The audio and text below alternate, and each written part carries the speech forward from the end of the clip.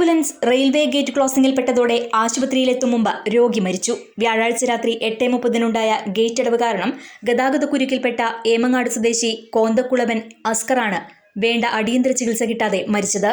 നെഞ്ചുവേദന കാരണം ആംബുലൻസിൽ വാണിയമ്പലത്തെത്തി റെയിൽവേ ഗതാഗതക്കുരുക്കിൽ പെടുകയായിരുന്നു.